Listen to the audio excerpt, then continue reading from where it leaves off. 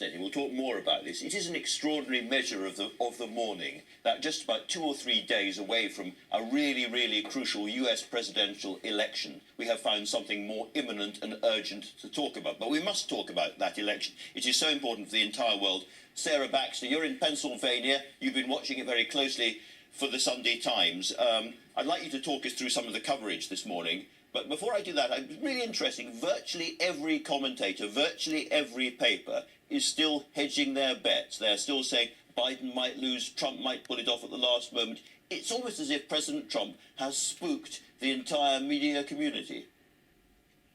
I think he has spooked the media community, and more than that, he's really spooked the Democrats with a very intensive ground game right at the end. And Joe Biden has been very quiet throughout the campaign, really, and he hasn't emerged that much, apart from a very few carefully planned rallies since the debate. Donald Trump is sort of barnstorming around the country. The big question, of course, is it too late for him? Because a lot of people have already voted, as you said on the news. 2/3 rather of the American electorate have already voted, but he's got a ferociously energetic closing game. He's going to about 5 states today, stopping off at the end of the night in Miami, and he's doing everything he can to pull back every last vote. And you were saying in your column this morning that he's also being very funny at Joe Biden's expense.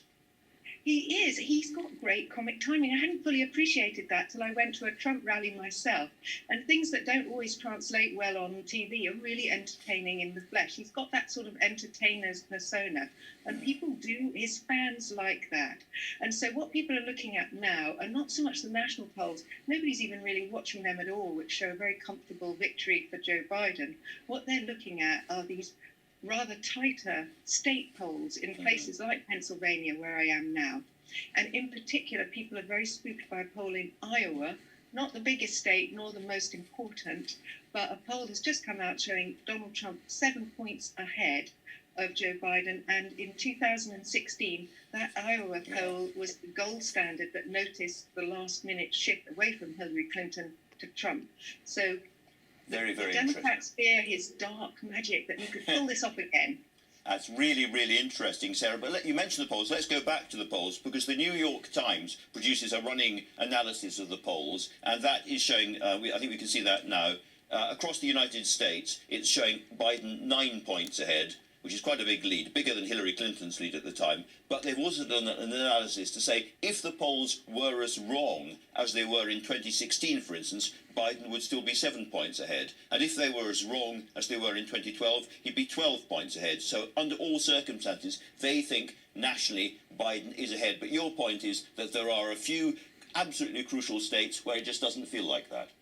It doesn't feel like that here in Pennsylvania. But of course, you're absolutely right. The polls show quite a convincing Biden win. And the Democrats have a phrase for their own side, who are getting all nervous. They call them bedwetters. They say, come on, Joe Biden's got this. Look at those polls. But nobody's taking anything for granted here, just because it's also very much a coronavirus election versus economy election. And of course, the two things are entwined, as we know from Britain. And Donald Trump is pushing this optimistic, if fake message, maybe, we don't know, that, don't worry, coronavirus will disappear. And we're turning the corner, he says. We're turning the corner. Yes. Yeah, it doesn't feel like it, I have to say. Cases are rising. But, that's an optimistic message. Joe Biden's sounding rather gloomy. Sarah, you got up in the middle of the night to do this for us. Thank you so much for that. And now back to Vicky and the story that we're obsessed by.